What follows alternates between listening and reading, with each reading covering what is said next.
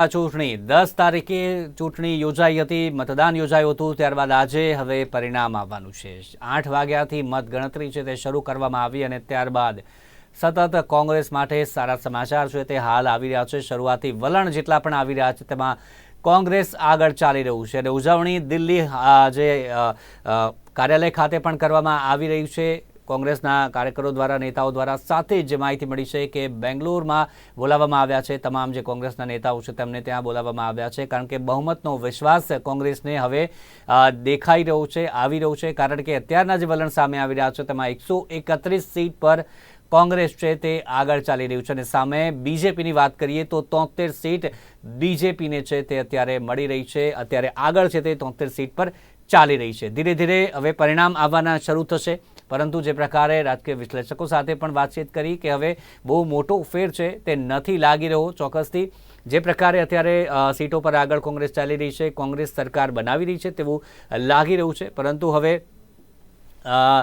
ધીરે ધીરે પરિણામ છે તે આવવાના શરૂ થશે અને જે પ્રકારે અત્યારે વિશ્વાસ પ્રગટ કરવામાં આવ્યો છે કોંગ્રેસ દ્વારા પણ કે કોંગ્રેસ સરકાર બનાવી રહી છે. પરંતુ ભાજપ માટે જે પ્રકારે વાત કરીએ તો મંત્રી, અત્યારના જે સરકારમાં મંત્રીઓ છે તેમાંથી 8 જેટલા મંત્રીઓ કે જે પાછળ ચાલી રહ્યા છે, જે ભાજપ માટે ચોક્કસથી ચિંતાનો વિષય છે તે લાગી રહ્યું છે. તેની જ બાબત પર આપણે ચર્ચા કરીશું. આપણે અત્યારે ચર્ચા સાથે હાલ મહેમાન જોડાઈ ગયા છે. કોંગ્રેસથી આપણી સાથે મુકેશ પંચાલ જોડાયા છે, ભાજપથી અંજલિ કૌશિક છે અને સાથે જ રાજકીય વિશ્લેષક राकेश शर्मा अपनी साथ जुड़ाया है. सबका स्वागत है सबसे पहले निर्माण न्यूज़ में. और मुकेश भाई, शुरुआत आपना थी करिए. आपने कांग्रेस માટે ક્યાંક ને ક્યાંક સારા સમાચાર અત્યારે સવારે દેખાઈ રહ્યા છે કે આગળ ચાલી રહી છે ઉજવણી કોંગ્રેસ માટે શરૂ કરવામાં આવી છે. વિશ્વાસ છે કે હવે કોઈ ફરક નહીં પડે. અત્યારે જે પ્રકારે વલણ આવ્યા છે તેમાં કોંગ્રેસ જ સરકાર બનાવશે અને જેડીએસની આ વખતે જરૂર નહીં પડે. તો સૌથી પહેલા તો હું કર્ણાટકની જનતા, કર્ણાટકના કોંગ્રેસ પક્ષના કાર્યકર્તાઓ, અમારા દિગ્ગજ નેતાઓ, તેના સ્થાનિક નેતાઓ અને દેશની જનતા એનો આભાર એટલે વ્યક્ત કરું છું કે કર્ણાટકમાંથી લોકશાહીની હવે શરૂઆત થતી જતી હોય એવું લાગી રહ્યું છે. અત્યારના વલણોમાં હજી 12 વાગ્યા સુધી ઉપર નીચે થઈ શકે છે, ઘણી જગ્યાએ થયું છે ને થાય, પરંતુ જે રીતે આપણા લોકલાડીલા પ્રધાનમંત્રી હોય કે ભારતીય જનતા પાર્ટીના કેટલાય ટોચના નેતાઓ હોય, એમણે તેમની જે તાકાત છે ને અને જે man power, muscle power, money power, કશી વાતમાં કચાશ રાખ્યા વગર એમણે જે કર્ણાટકનું ચૂંટણી લડ્યા, મને એવું લાગે છે કે એ લોકોને એક સબક છે કે કર્ણાટકની જનતા એ મોંઘવારી હટાવવા માંગે છે, બેરોજગારી હટાવવા માંગે છે. જે રીતના વચનો આપેલા હતા ભૂતકાળમાં, જેમાં માનનીય પ્રધાનમંત્રી શ્રી પણ સામેલ હતા, કેજરીવાલજી પણ હતા, સ્મૃતિબેન ઈરાની પણ હતા, બાબા રામદેવજી હતા, અન્ના હજારે હતા. આ લોકો સત્તા મેળવવા માટે પ્રજાને, દેશની જનતાને 400 રૂપિયાનો બાટલો ને 50 રૂપિયા પેટ્રોલના વાયદા કરેલા છે. અને આજે એ જ સરકાર 9 વર્ષથી ચાલી રહી ભારત દેશમાં, અને પાછું દરેક જગ્યાએ એવી વાત કરે આ ટોચના નેતાઓ જે દેશની નેતાગીરી કરતા હોય કે ડબલ એન્જિન ને સિંગલ એન્જિન ને શું આ બધું શોભે છે? મને એમ થાય, ધારો કે કર્ણાટકની અંદર કોંગ્રેસની સરકાર હોય, ભારત દેશમાં ભારતીય જનતા પાર્ટીની હોય, તો શું એટલે કર્ણાટકનો વિકાસ નહીં થાય એવું સાબિત કરવું? આ લોકશાહીની અંદર ક્યારેય એવું બંધારણમાં આપણા જોગવાઈ નથી. ગમે ત્યાં ઉપર નીચે સરકારો હોય, પોતપોતાનું કામ પોતપોતાની રીતે કરતા હોય અને કેન્દ્ર સરકારનો જે કંઈ ફાળો હોય એ પ્રમાણે કરવાનું હોય. પણ આ ડબલ એન્જિન નામ કરી અને ત્યાંની જે સ્થાનિક જનતા છે રાજ્યની, એને ભરમાવાની જે કોશિશ થઈ રહી છે ને, એ ખરેખર લોકશાહીનું હનન છે. અને આ જે લોકશાહીનું હનન જે છે, કર્ણાટકની જનતાને હવે ખ્યાલ આવ્યો છે. હું માનું છું કે આ દક્ષિણમાંથી દેશની જનતાને ખ્યાલ આવવાનો શરૂઆત થશે એવું લાગે છે, કારણ કે હવે લોકો જાગૃત થઈ રહ્યા હોય એવું મને લાગે છે. बहुत बहुत स्वागत है सबसे पहले आपका निर्माण न्यूज़ में. आपको क्या लग रहा है अभी जिस प्रकार से शुरुआती जो रुझान सामने आ रहे हैं उसमें कांग्रेस अभी 109 सीट पर आगे है, अभी 131 था, अभी 109 पे कांग्रेस आगे बोल रही है। आपको क्या लगता है इस बार कांग्रेस पूर्ण बहुमत हासिल कर लेगा? देखिए, अभी ये शुरुआती रुझान है। जो एक्चुअल ट्रेंड है 11:30-12 बजे के बाद लगभग आपको पता चलना शुरू हो जाए, क्योंकि अभी जो मार्जिन है 500,000 वोट के बीच का है, जो हर एक राउंड के बाद चेंज होगा। जहां तक अभी कांग्रेस की लीड की बात है, तो ऑल दो लीड कर रहे हैं 109 सीटों पे, बट मुझे जो लगता है कि जब एक फाइनल ट्रेंड 12 बजे के बाद सेट होना शुरू होगा तो बीजेपी लीड करके सरकार बनाएगी। अंजलि जी, आपको क्या लगता है? अभी हम बात करें जिस प्रकार से बहुत मंत्री है, 8 से ज़्यादा मंत्री है कि जो पीछे चल रहे हैं, हम ये चिंता की बात हो सकती है बीजेपी के लिए अभी कर्नाटक में? सबसे पहले तो भारतीय जनता पार्टी के तरफ से मैं कर्नाटक की सभी जनता जनार्दन को और हमारे कर्मठ कार्यकर्ताओं को बहुत बहुत बधाई देना चाहती हूँ एडवांस में, कि जिस तरह से आप सबने मेहनत किया है और जिस हिसाब से आप लोगों के बीच में काम कर रहे हैं, तो कहीं ना कहीं नरेंद्र मोदी जी और अमित शाह जी की डबल इंजन की सरकार सबका साथ सबका विकास का पर्चा लहराने वाली है। और कर्नाटक में बहुमती से 113 प्लस 15 सीट, जैसे हमारे आदरणीय अमित शाह जी ने बोला है, तो श्योर 113 प्लस 15 सीटों के साथ में भारतीय जनता पार्टी 38 ईयर से जो अभी तक नहीं हुआ है कि भाई हर बार चेंज होती है, तो कहीं ना कहीं इस बार चेंज ना होके ट्रेंड, इस बार Bharatiya Janata party trend change करेगी और भारतीय जनता पार्टी की ही सरकार आ रही है। और साथ साथ में मैं आपको ये भी बता दूं कि सीएम भी भारतीय जनता पार्टी के ही बनने वाले हैं।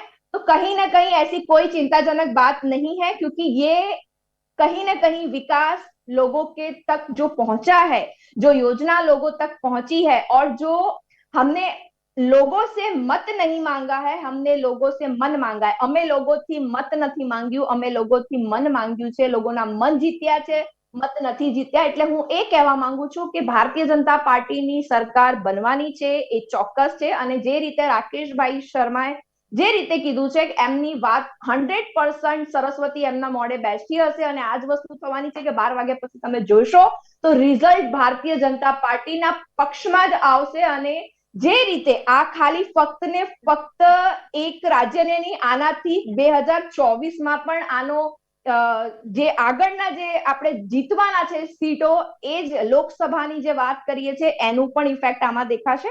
એટલે જરાય ચિંતા જેવી વાત જે તમે કરો છો, મને નથી લાગતું એવી કોઈ ચિંતા જેવી વાત છે, અને ચોક્કસથી ભારતીય જનતા પાર્ટીની ભવ્ય જીત થવાની છે અને ન્યૂ રેકોર્ડ્સ પણ કાયમ કરવાના છે। बीजेपी बनाएगी, क्योंकि हम देखें तो लीडिंग पार्टी के तौर पर किसी भी पार्टी को 38 साल का जो इतिहास हम देख ले तो किसी भी पार्टी दूसरी बार नहीं आई है। और इस बार आपको क्यों लग रहा है? और अभी जिस प्रकार से देख रहे हैं कि अभी अभी सीट पे आगे चल रहे हैं, अभी भी कौन कौन सी ऐसी बातें हैं कि जो बीजेपी को फिर से सत्ता में ला सकती है? देखिए, मैं पीछे भी बता रहा हूँ कि शुरुआती रुझान है। जहां तक मुझे लगता है कि जो पोलराइजेशन की बात है, जो समझ में आ रही है कि बाद में कांग्रेस ने किया कि हम बजरंग दल को बैन करेंगे, हो सकता है इसका फायदा उनको मिले और मुस्लिम वोटों का जो रुझान था पहले जेडीएस की तरफ था, वो कांग्रेस को मिल जाए। ये डिपेंड करेगा जब फाइनल आंकड़े आएंगे। अगर इस तरह का कुछ होता है तब टफ फाइट होगी, अदरवाइज बीजेपी 112-13 का आंकड़ा तक पहुंच जाएगी, जो मुझे लगता है जब हम फाइनल रुझान तक पहुंचेंगे। જી પરેશભાઈ, ઘણી બધી જે વાતો કરવામાં આવી છે, જે પ્રકારે ચૂંટણી પહેલા બંને પાર્ટીઓએ ચૂંટણી ઢંઢેરો જે આપ્યો અને તેમાં મફત આપવાની પણ ઘણી બધી વાત કરી, જનતા માટે ઘણી બધી જે વસ્તુઓ આપવાની વાત કરી, સરકાર બનશે ત્યારબાદ લોકોની એ જ આશા હોય છે કે સરકાર બન્યા બાદ ક્યારે તેનો અમલ થાય છે, કારણ કે સવાલ ત્યાં જ ઉઠતા હોય છે. અને જે પ્રકારે આપે કોંગ્રેસે જે મેનિફેસ્ટોમાં મોટા વચનો આપ્યા છે, બીપીએલ પરિવારના તમામ સભ્યોને 10 કિલો ચોખા, ખેડૂતો માટે દૂધ સબસિડી, 200 યુનિટ સુધી વીજળી મફતમાં, આ તમામ બાબતોનો અમલ ની વાત કરીએ તો તે સમયસર થઈ જશે કે પછી જનતા એમાં પણ સવાલો છે તે ત્યારબાદ ઉઠાવશે? देखिए, आप लोगों ने जो बात बताई ना अभी कि ये शुरुआती रुझान है, वो मैंने मेरे पहले स्लॉट में कह दिया कि ये शुरुआती रुझान है और 12 बजे तक स्थिति स्पष्ट होगी। और जो अभिनंदन देना चाहते हो ना, तो ये कोई और पार्टी को नहीं दे सकते, ये भारतीय जनता पार्टी। और कई लोग ऐसे हैं जो कांग्रेस को बढ़त मिलते हुए भी अभिनंदन नहीं दे सकते, उनसे कोई अपेक्षा भी नहीं है हमें लेने की। પણ હું તમને અસિતભાઈ એક વાત કરવા માંગુ છું કે કોંગ્રેસ પક્ષે જે વચન આપ્યા છે કરી શકશે? આ તમારો સવાલ છે, તમે તો એન્કર છો, ખૂબ નાની ઉંમર છે, પણ કોંગ્રેસે આ દેશ માટે જે કર્યું છે ને, ભૂતો ને ભવિષ્યથી કોઈ કરી શકે? આજે 8-9 વર્ષમાં દેશની જે સ્થિતિ છે એ ગુજરાત અને દેશની જનતા જોઈ રહી છે. સાહેબ, લોકો મોંઘવારીથી, બેરોજગારીથી બેહાલ છે. એ વસ્તુ જોઈ રહી. કેમ ગુજરાતમાં સરકાર 30 વર્ષથી છે ભારતીય જનતા પાર્ટીની, આવા ને આવા બ્રિજ તૂટતા રહે છે ને આવા ને આવા બ્રિજ 56 કરોડનો બ્રિજ ઉતારી લેવો પડે, આનાથી મોટો ભ્રષ્ટાચાર કયો કહેવાય? અને છતાંય ભારતીય જનતા પાર્ટી સારું કામ કરે છે. શું કર્ણાટકની જનતાને ના ખબર પડે કે ગુજરાતની અંદર આખા બ્રિજ ખાઈ જવામાં માહિર ભારતીય જનતા પાર્ટીની સરકાર કર્ણાટકમાં કેટલા ब्रिज खाई जैसे?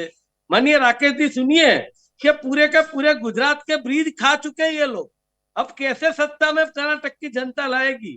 इसलिए दक्षिण में से शुरुआत हुई है। और ये कार्यकर्ता जो कर्नाटक के हैं उन सबको पता चल चुका है। आपने जो बात कही बजरंग दल के बैन की, कांग्रेस ने पीएफआई और बजरंग दल दोनों के बैन करने की बात बोली है। उन्होंने कहा है ऐसी कोई भी एजेंसियां हो, एनजीओ हो कि जो पब्लिक को इरिटेट करती हो, उनको बंद किया जाए। और मुझे बड़े अफसोस के साथ कहना पड़ रहा है कि भारत देश के प्रधानमंत्री लोक लाडीले हमारे गुजरात के जो है, उन्होंने ये बात बोली है कि वोट देने जाओ तो बजरंग बली को याद करके बटन दबाओ। अरे मुझे शर्म आती है कि ये चुनाव आयोग क्या कर रहा? क्यों? अगर कोई कांग्रेस का नेता बोला होता इस वाक्य तो अभी तक कितनी कंप्लेन हो चुकी होती। लेकिन आज चुनाव आयोग को ये सब कुछ नहीं दिखता, क्योंकि केंद्र में भारतीय जनता पार्टी की सरकार है, चुनाव आयोग भी वही सरकार चला रही है। नहीं तो मुझे आजादी, जो मैं बोल रहा हूं, लोकशाही का यहाँ हनन हो रहा है, किसी को दिखाई नहीं दे रहा है, लेकिन जनता को दिखाई दे रहा है। ના લાગ્યું કે આ જ્યારે વાત કરવામાં આવશે કે બજરંગ દળ બેન કરીશું અમે, ત્યારે જે હિન્દુત્વવાદી જે લોકો છે તેમને ક્યાંક ક્યાંક ઠેસ પહોંચશે આમાં, કારણ કે બજરંગ દળ તે કે જે હિન્દુત્વવાદી એક સંગઠન માનવામાં આવે છે. અને ત્યારે કોંગ્રેસે જ્યારે વાયદો કર્યો ત્યારે કોંગ્રેસના મનમાં એવી વાત ન આવી કે આનો વિરોધ થઈ શકે છે લોકોમાં? 5 ડિબેટ કરી છે આ બાબતે કે બજરંગ દળ જે છે એ કર્ણાટકમાં માત્ર ને માત્ર એ અમુક ટકાવારી છે, કોઈ ત્યાંની પ્રજાને ઇરિટેટ કરવા માટે છે. અને જ્યારે ત્યાંના ટોચના ભારતીય જનતા પાર્ટીના નેતાઓએ વાત એવી કરી, બજરંગ પેલું જે દળ છે એના ઉપર બેનની વાત કરી, તો આ લોકોએ એવું કહ્યું હનુમાનજીને બેન કરવા માંગે છે, જોઈ લેજો તમે પૂરી દેવામાં. અરે લોકોને, જનતાને ખબર ના હોય કે બજરંગ દળ એટલે કઈ હનુમાનજી થઈ ગયા? હનુમાનજી આખા વિશ્વના છે, સંકટ મોચન છે. તમે એનો ઉપયોગ ચૂંટણીમાં કઈ રીતે કરી શકો? બજરંગ દળ જે છે કોઈ બીજું દળ બનાવી લે એટલે સીધા ભગવાન એમના કબજામાં થઈ જાય, એવું ક્યારેય ન હોઈ શકે. જે એજન્સીઓ પબ્લિકની અંદર ખોટા મેસેજ ફેલાવતી હોય એ એજન્સીઓ પર બેન કરવો જોઈએ. એ કોઈ પણ એજન્સી હોય અને કોઈ પણ ધર્મની હોય એને બેન કરવી જોઈએ. આપણે વાત કરીએ હવે જે પ્રકારના મુદ્દા અત્યારે ભાજપની વિરોધમાં પણ ઉઠ્યા છે, ઘણા બધા મુદ્દાઓ છે. બસવરાજ બોમ્માઈ કે જે હાલના મુખ્યમંત્રી છે તેમના પર ક્યાંક ને ક્યાંક સવાલો છે તે ઉઠ્યા છે. જે પછી ભ્રષ્ટાચારનો મામલો હોય તે મામલા કેટલા અસર કરશે, કે પછી જે પ્રકારે બજરંગ દળ અને જે બજરંગ બલીની વાત અત્યારે કરી રહ્યા છે મુકેશભાઈ, કે તેના પર જ ભાજપ છે તે ચૂંટણી લડી રહ્યું છે, આ બાબત મહત્વની રહેશે કે પછી અન્ય જે કામો કર્યા છે, કયા કયા કામો કર્ણાટકના આપને લાગી રહ્યો છે કે કર્ણાટકની જનતા ભારતીય જનતા પાર્ટીને વોટ આપશે, કે પછી જે ભ્રષ્ટાચારનો મુદ્દો છે તે લોકોના મનમાં હશે? તો કોઈ જગ્યા ચાલવાનો નથી, કારણ કે એ જે વસ્તુ છે ફક્ત ને ફક્ત વાર્તા છે, કોઈ વસ્તુ કોઈ સાબિત થઈ નથી. આ લોકોએ 40% વાત કરી, પેલા બ્રિજની વાત ખબર છે? ગુજરાતના અમદાવાદમાં રહો છો તમે? પહેલા મારી વાત તમે વચ્ચે નહીં, હા વચ્ચે ના એમને વાત બેન કરો, ગુજરાતના વચ્ચે ના અમદાવાદમાં વાત રહે છે કરો. કે ભ્રષ્ટાચારની વાત ના. ખોટી છે એવું કેમ છે? એ આખો બ્રિજ જી, આપણે અમદાવાદની વાત ખબર જ છે મુકેશભાઈ, અમદાવાદની વાત ખબર જ છે. અમદાવાદ પર આપણે ડિબેટ કરી ચૂક્યા છે, એની પહેલા પણ કરી ચૂક્યા. અત્યારે કર્ણાટકનો જે 40% વાળો મુદ્દો છે તેના પર વાત કરીએ આપણે. જી Mukeshji. Congress is equal to ભ્રષ્ટાચાર ને ભ્રષ્ટાચાર ઇઝ ઇક્વલ ટુ કોંગ્રેસ. એટલે તમે પ્લીઝ કોંગ્રેસ ઊંધું થઈ ગયું છે બેન. ભ્રષ્ટાચારની વાત કરો છો ને તો એ વસ્તુ તો યોગ્ય જ નથી.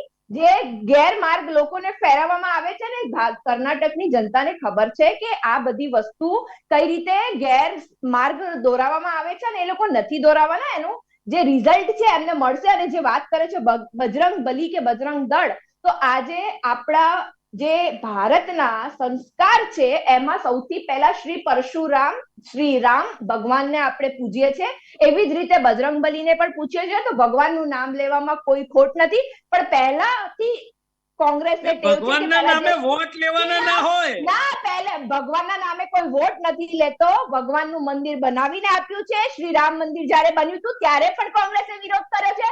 હવે હનુમાનજીના ઉપર પણ વિરોધ કરે છે. એટલે આમને તો છે ને વિરોધ કરવાનો એક મોકો જોઈએ કે ભાઈ આપણા, તમે વિચારો કે વિરોધ કરતા પહેલા વિચારો કરવાનો મોકો જોઈએ છે. ના, પહેલા તમારે વિચારવું જોઈએ કે આપણે આપણા ભગવાનના વિશે કંઈક બોલીએ ને. અને તમે ભગવાનના નામે મત લેવા શું કરવા નીકળો? અરે ભાઈ તમે મોકો આપ્યો છે. પીએફઆઈ જોડે કોણે સરખામણી કરી છે?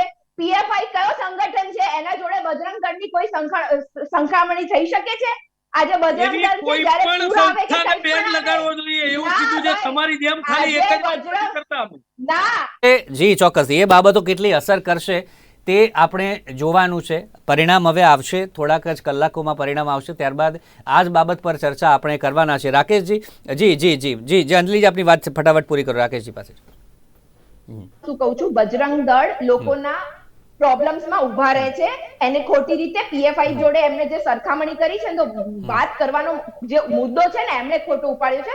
બાકી વિકાસ, સબકા સાથ, સબકા પ્રયાસ, પીએફઆઈ જોડે કોઈ સરખામણી નથી કરી. ખોટા પ્રવચન ના કરશો. ના, સાચી વાત છે. તમે જ કીધું ને આવા જેવા હમણાં જ તમે બોલ્યા. એટલે હવે એ વસ્તુ છે. હવે એમને જો જે વિરોધ કરવો છે, પણ જો છેલ્લે છે ને રિઝલ્ટ હમણાં બધાને બતાવશે કે કઈ રીતે આ વખતે 38 યર્સનો રેકોર્ડ ભારતીય જનતા પાર્ટી તોડશે અને ફરી મારા પહેલા ટર્મમાં બોલી ગયો. મને જો હું તમે બોલતા હતા ને ત્યારે અમે વચ્ચે નથી બોલતા, તો પ્લીઝ આપ પણ કોઓપરેટ કરો. જે સિસ્ટમ હોય છે એ રીતે આપણે ડિબેટ કરીએ तो વધારે સારું રહેશે. राकेश जी, 2018 की हम बात करें, 2018 में बहुत राजकीय ड्रामा हमने देखा है. पहले इस सरकार जो लीडिंग पार्टी बनी भारतीय जनता पार्टी, उसके बाद बसवराज माफ़ कीजिएगा येदुरप्पा जी ने शपथ ली, उसके बाद इस्तीफा दिया, फिर गठबंधन की सरकार बनी, फिर से आए येदुरप्पा जी, इस्तीफा दिया, उसके बाद बसवराज जी बम्बई आए. बहुत राजकीय ड्रामा ये 5 सालों में हमने कर्नाटक में देखा है. इस बार आपको लग रहा है कि जेडीएस की ज़रूरत फिर से एक बार पड़ सकती है? क्योंकि अभी जो हम बात करेंगे दोनों पार्टी के जो जेडीएस से संपर्क कर रही है, अगर ज़रूरत पड़ी तो आपको क्या लगता है, अगर ऐसा सिचुएशन आया तो जेडीएस किसका साथ दे सकता है? देखिए, हंग असेंबली के सिचुएशन में जेडीएस किंग मेकर की भूमिका में रहे.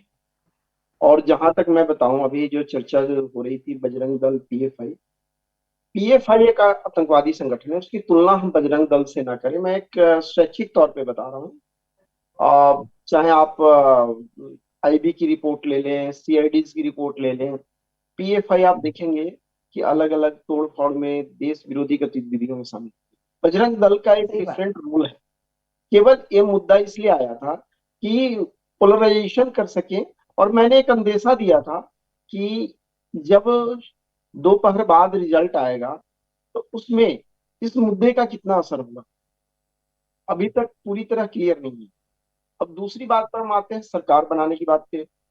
तो जहां तक अभी तक दिख रहा है, अगर भाजपा कांग्रेस दोनों को बहुमत नहीं मिला, जेडीएस बहुत मजबूत स्थिति में होगी, बार्गेनिंग की स्थिति में, और वो जल्दी अपने पत्ते नहीं खोलेगी, बार्गेन जरूर करेगी।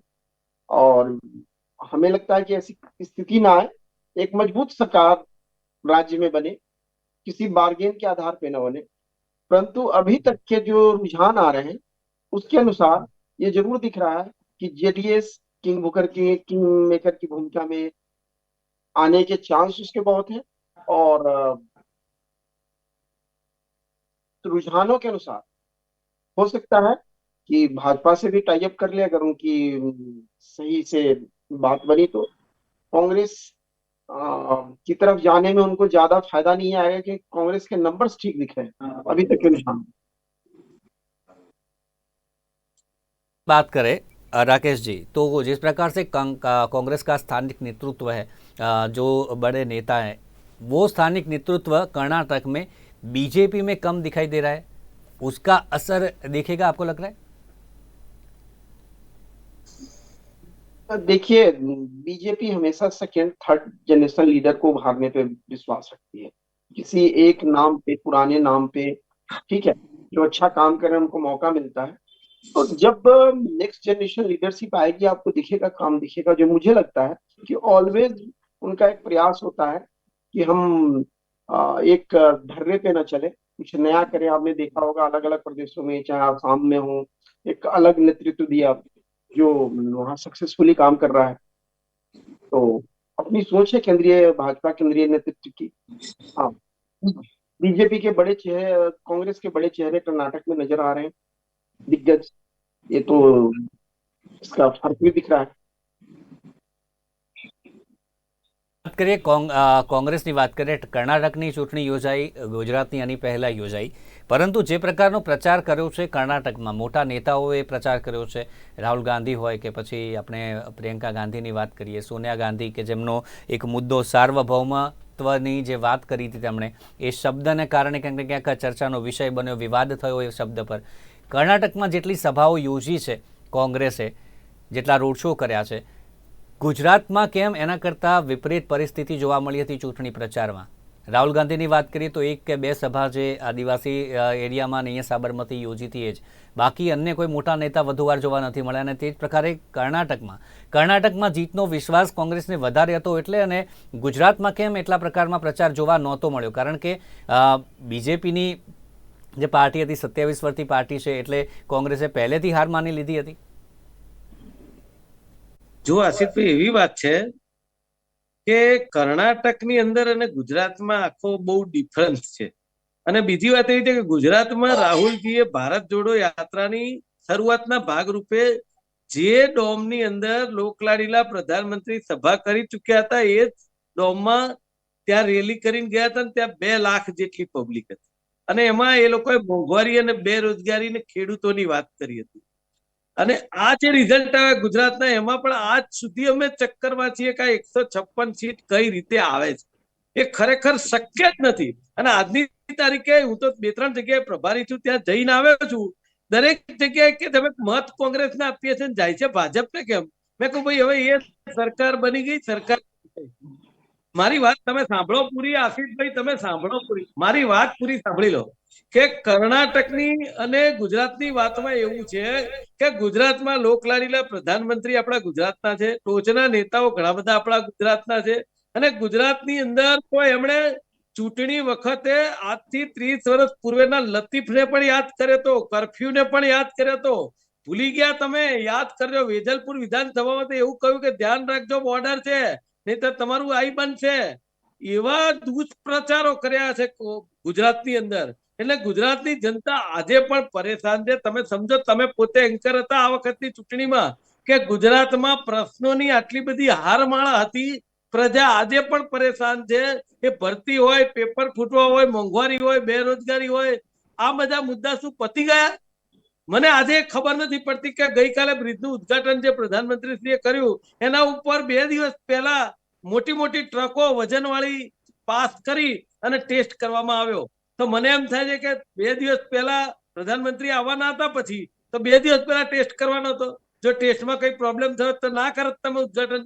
આ કઈ રીતનું કામ થઈ રહ્યું છે ને ગુજરાતની અંદર એ તમે જોઈ લો. રેતીના માફિયા, ખનનના માફિયા, આ અત્યારે બેફામ જે તમે પોતે મીડિયાના મિત્રો ગુજરાતમાં બતાવી રહ્યા છો કે આ ખરેખર શું પરિસ્થિતિ છે. અને છતાં 156 સીટ ગુજરાતે આપી છે. કઈ વાંધો નહીં, ગુજરાતની જનતાને વિચારવાનું છે. આ જે રીતે કર્ણાટકની જનતા વિચારી અને જે રીતે મુકેશભાઈ, ચૂંટણીમાં તો જે પ્રકારે ઈવીએમની વાત કરીએ કે બેલેટ પેપરની વાત કરીએ, જે રીતે ચૂંટણી થાય છે ગુજરાતમાં થઈ એ રીતે ત્યાં થઈ. આપ કહો છો કે 156 કેવી રીતે આવી નથી ખબર પડતી. હવે અહીંયા આપને લાગી રહ્યું છે કે કર્ણાટકમાં કોંગ્રેસ સરકાર બનાવી રહી છે, તો ત્યાં ભાજપ એવું કહે છે કે અમને ખબર નથી પડતી કેવી રીતે આવી રહી. એટલે કે સવાલો ચોક્કસથી આમાં બંને પાર્ટીઓ જ્યાં ઉઠાવશે તો એવું કેવી રીતે ચાલશે?